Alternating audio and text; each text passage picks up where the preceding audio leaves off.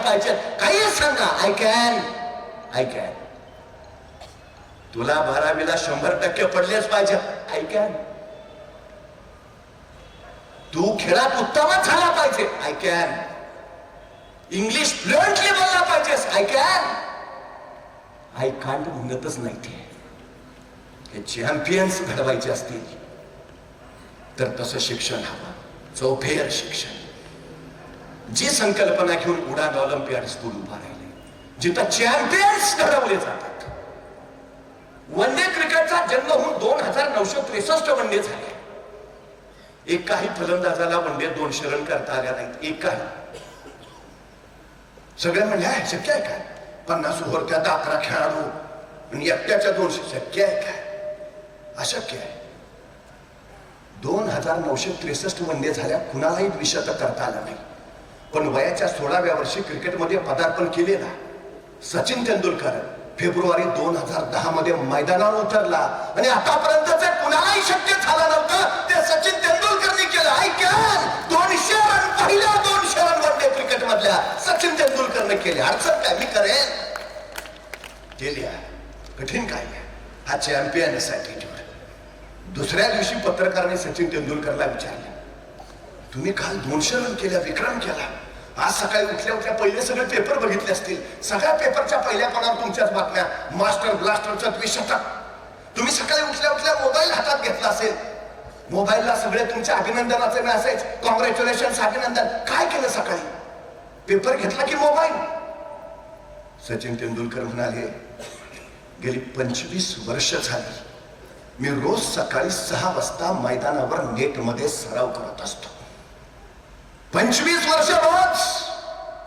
मी रविवारची सुट्टी घेतलेली नाही. मी दसरा दिवाळीला घरी थांबलो नाही.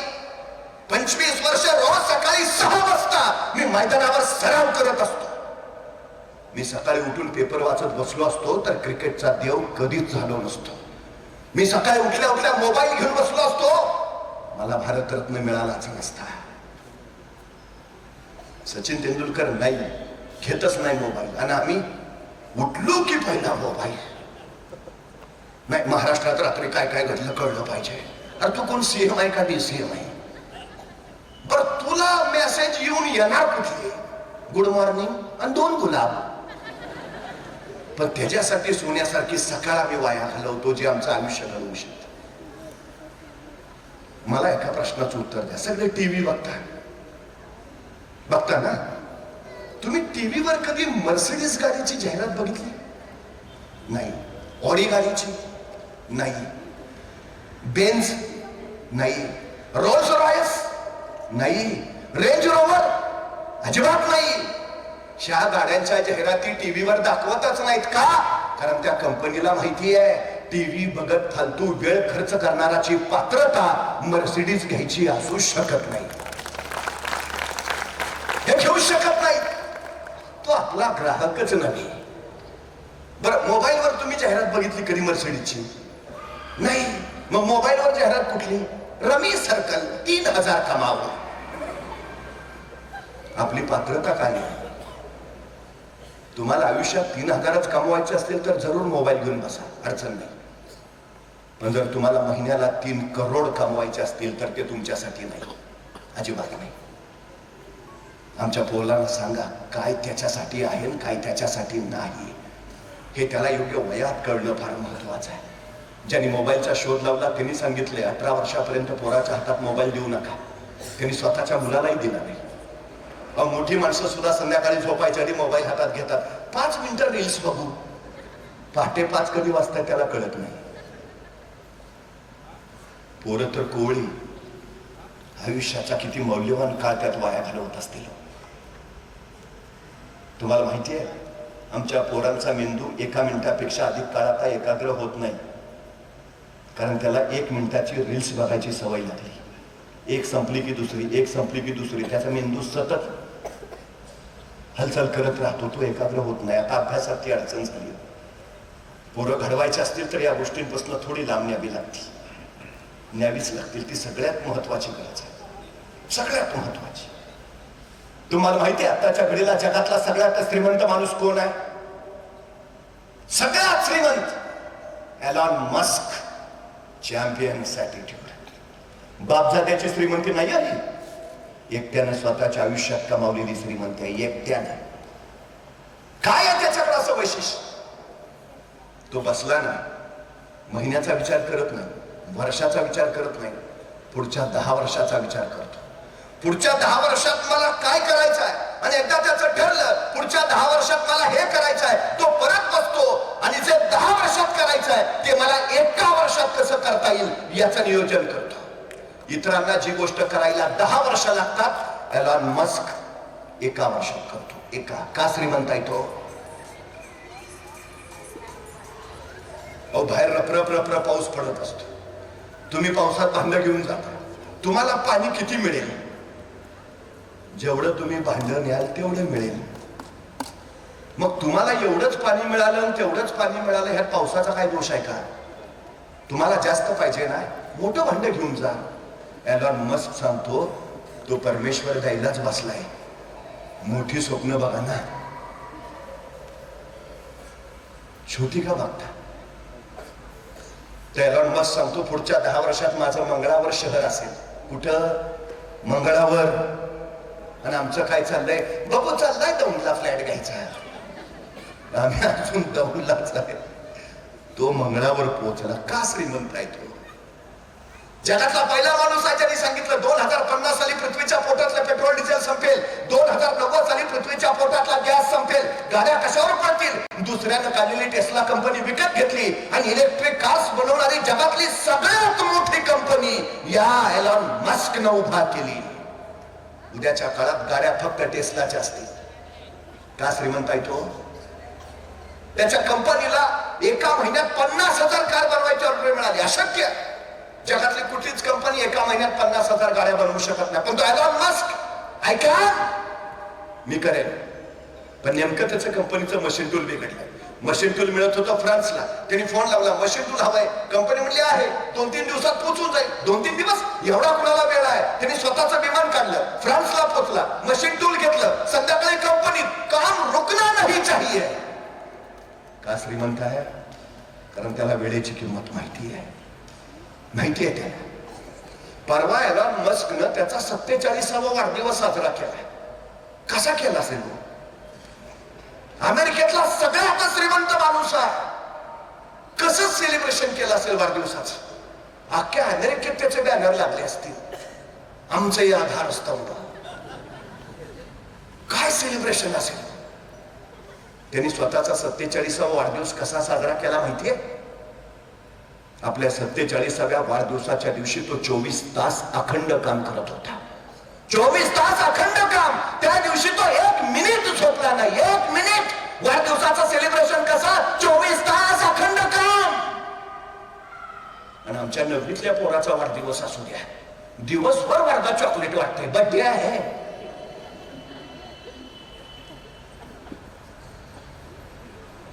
तू जन्माला आला हे महत्वाचं नाही, तू जन्माला येऊन काय केलं ते महत्वाचं आहे. आमच्या पोरांना ते सांगा. वाढदिवसाचं सेलिब्रेशन कसं? मी हे अचीव केलं, मी ते मिळवलं, ते मी निर्माण केलं, हे सांगणं हा चॅम्पियन्स ॲटिट्यूड आहे. तुमच्या मुलांमध्ये हा चॅम्पियन्स ॲटिट्यूड उडान उडान घालवेल. सगळ्यात महत्वाची गोष्ट आहे. मुलं घडतात का? तरी आता सगळ्यात मोठी एक अडचण झाली, जिज्ञासा नावाचा गुणच आमच्या पोरांमध्ये राहिला नाही. विषयच नाही आता. तुम्हाला माहिती आहे, छत्रपती शिवाजी महाराज, पूर्वी समुद्र आमच्या देशातला, पण आम्हालाच आमच्या समुद्रात जायचं झालं तर पोर्तुगीजांचा परवाना आणावा लागायचा. महाराजांनी काळ असा बदलला, आता पोर्तुगीजांना आमच्या देशात आणि समुद्रात यायचं झालं तर त्याला महाराजांचा परवाना लागायचा. ॲबे करे नावाचा एक फ्रेंच प्रवासी महाराजांच्या चौलच्या कार्यालयात पोहोचला. त्याला राजापूरच्या बंदरात जायचं होतं. तो परवाना घ्यायला आला खरा, पण ह्या परकीय लोकांचं वैशिष्ट्य काय माहितीये? त्यांच्याकडे असणारी पराकोटीची जिज्ञासा. आपल्याला आपल्याबद्दल जेवढी माहिती नाही तेवढी आपल्याबद्दल परकीयांना माहिती आहे. तुम्हाला माहिती आहे, 169 इंग्रज आले होते पहिल्यांदा देशात. ह्या फक्त 169. इथं आल्यावर त्यांनी काय केलं, पहिला भारतीयांचा अभ्यास केला आणि त्यांच्या लक्षात आलं ह्यांच्यावर राज्य करणं सोपं आहे. मग त्यांनी 1000 इंग्रज बोलवून घेतले. मग आणखी 10,000 बोलावले. 1947 साली देश स्वतंत्र झाला त्यावेळी देशाची लोकसंख्या आहे 29 कोटी आणि या देशात इंग्रज किती असतील, फक्त 1 लाख. 1 लाख इंग्रजांनी 29 कोटी भारतीयांवर 150 वर्ष राज्य केलंय. कशाच्या बळावर? जिज्ञासेतून निर्माण झालेल्या अभ्यासाच्या बळावर. छत्रपती शिवाजी महाराज यशस्वी का झाले? हा अभ्यास जवळच्या करल्यातल्या आमच्या अधिकाराला विचारतोय. तुमच्या महाराजांचं सैन्य कमी, तुमच्या महाराजांची संपत्ती कमी, तुमच्या महाराजांचं सामर्थ्य कमी, मग तरी तुमचे महाराज प्रत्येक लढाईत यशस्वी का होत आहेत? आणि महाराजांचा अधिकारी म्हणाला आमच्या महाराजांच्या यशस्वीतेचं कारण एकच, अभ्यास, प्रचंड अभ्यास. आमच्या महाराजांना सगळ्या क्षत्रप्रांताचा अभ्यास आहे. धर्मशास्त्र, अर्थशास्त्र, नीतिशास्त्र, समाजशास्त्र, राज्यशास्त्र, इतिहास, तोंडपाठ आणि भूगोल जणू राजांच्या नजरेत साठवलाय. अभ्यास हेच आमच्या राजांच्या यशाचं कारण आहे. आंबेडकरनं दुसरा प्रश्न विचारला, पण तुमचे महाराज हे जे सगळं करतायत, तुमच्या महाराजांचं स्वप्न काय आहे? तुमच्या महाराजांचं ध्येय काय आहे? तुमच्या महाराजांची महत्वाकांक्षा काय? आणि महाराजांचा अधिकारी म्हणाला आमच्या राजांचं स्वप्न, आमच्या राजांचं ध्येय, आमच्या राजांची महत्वाकांक्षा अहद तंजावर ते तहद पेशावर, सिंधू नदीपासून बंगालचा उपसागर अखंड स्वराज्य उभं करायचं आणि या स्वराज्यावर भगवा डौलाने फडकावत ठेवायचा, हे आमच्या राजांचं ध्येय आहे. काय ध्येय आहे? अहद तंजावर, तहद पेशावर, सिंधू नदीपासून कावेरीच्या संगमापर्यंत अखंड स्वराज्य. इतिहास या ध्येयाचा पाठलाग करत घडलाय. अभ्यास आणि त्यासाठी आवश्यक असणारी जिज्ञासा, त्यातून इतिहास घडवता येतो. दुर्दैवानं आमच्या पोरांकडे हा गुण नाहीये. उडान ऑलिम्पियाडचं सगळ्यात मोठं यश हे आहे, मुलांमध्ये हा गुण पेरणं. इथं शिक्षक जर कोणी असतील तर त्यांना माहिती आहे हल्ली वर्गात पोरं प्रश्न विचारत नाहीत. प्रश्न न विचारायची 2च कारण आहेत. 1 सगळं येतंय आणि 2 काहीच येत नाही.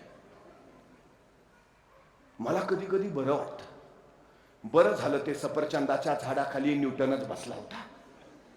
नेमकं ते सफरचंद खाली पडलं आणि त्याला प्रश्न पडला, सफरचंद खालीच का पडलं? आणि मग गुरुत्वाकर्षणाचा शोध लागला. मला खरंच बरं वाटतं, बरं झालं सफरचंदाच्या झाडाखाली न्यूटनच बसला होता.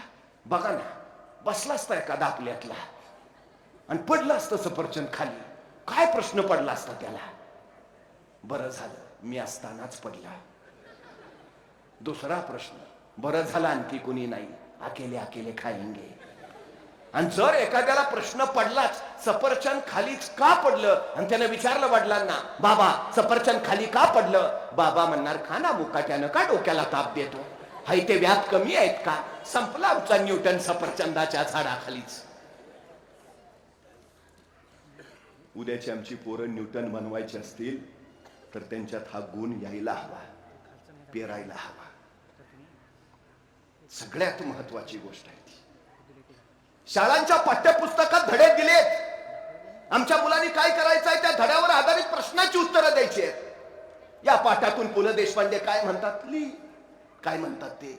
या कवितेतनं ग. माडगुळकर काय संदेश देतात ली. जिज्ञासेचा वापर कुठं झाला? प्रश्न कुठं पडला त्याला? त्याचे आतील गुण कसे विकसित होतील? मग प्रश्न पडायला हवेत, त्याला पडायलाच हवेत. मी नेहमी एक गोष्ट सांगतो, थॉमस अल्वा एडिसन 10,000 शोधांचा जनक आहे, पण तो जन्मजातच बहिरा होता. त्याला कमी ऐकू यायचं. आता ऐकूच नाही यायचं म्हटल्यावर ग्रहणशक्तीच नाही, ग्रहणशक्ती नाही म्हटल्यावर ज्ञान नाही. पण त्याच्या आईची इच्छा होती एडिसननं शाळेत जावं, एडिसननं खूप शिकावं. आणि शेवटी बहिरे असणाऱ्या एडिसनला आईनं शाळेत टाकलं. एडिसन शाळेत जायला लागला. एके दिवशी एडिसन शाळेतून घरी आला. आईला विचारलं, एडिसन कसा होता आजचा दिवस? एडिसन म्हटला, खूप छान, खूप छान. आणि एडिसन आपल्या दप्तरातून आणलेलं त्याच्या टीचरनी दिलेलं पत्र काढलं आणि आपल्या आईच्या हातात देत म्हणाला, आमच्या टीचरनी तुझ्यासाठी दिलंय. आईनं तिथंच ते पत्र फोडलं, वाचायला सुरुवात केली. पत्रात टीचरनी लिहिलं होतं, तुमचा मुलगा शिकण्याच्या पात्रतेचा नाही. जगातला कुठलाच शिक्षक त्याला शिकवू शकत नाही. कृपा करून त्याला उद्यापासून आमच्या शाळेत पाठवू नका. आम्ही त्याला शिकवू शकत नाही.